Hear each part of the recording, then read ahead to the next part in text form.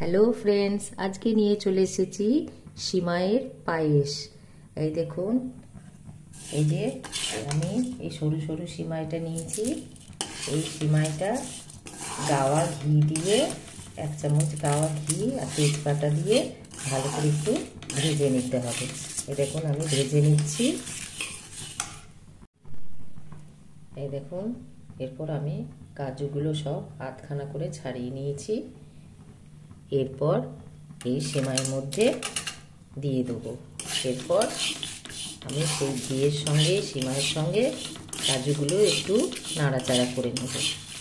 হালকা ভাজাও হয়ে যাবে, একটু গন্ধটাও ভালো আসবে পায়েসের মধ্যে। এই দেখুন, আমার সিমাই ভাজা হয়ে গেছে।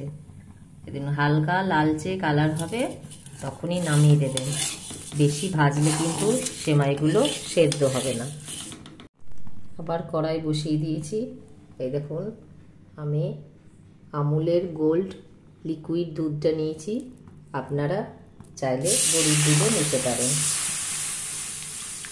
আমি দুধটা ফুটতে দেবো, ভালো করে ফুটে এলে তারপরে সিমাইটা দেবো। এই দেখুন, আমি দুধ দিয়ে দিলাম। এই দেখুন, আমি দুধ ফুটতে দিয়ে দিয়েছি। আমার দুধ ফুটে এসেছে।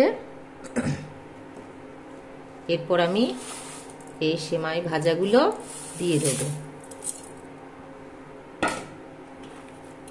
দেখুন, সেমাইগুলো দিয়ে একটু ভালো করে নাড়াচাড়া করে নেবে, নাহলে ভেতরে জমাট বেঁধে যাবে। দেখুন, সেমাইগুলো দিয়ে দিয়েছি। এরপর এগুলো সেদ্ধ হতে দেবো। এরপর কটা এলাচ থেতো করে আমি পায়েসের মধ্যে দিয়ে দেবো। এই দেখুন বন্ধুরা, আমার সিমাই সেদ্ধ হয়ে গেছে। এই দেখুন, এরপর আমি চিনি দেব। এই দেখুন, আমি চিনি নিয়েছি। যে যেমন মিষ্টি খান সেই রকম পরিমাণে চিনি নেবেন।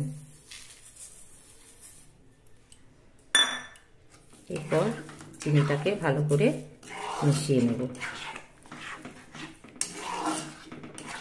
এই দেখুন, আমার পায়েসটা দেখছেন কি সুন্দর হয়েছে, ক্ষীরের মতো। চিনিটা কিন্তু আগে দেবেন না, চিনি আগে দিলে সিমাই সেদ্ধ হতে চাইবে না। এই দেখুন, আমার ছেলে পায়েস খেতে বসে পড়েছে। ওর পায়েস খুব পছন্দ। এই দেখুন।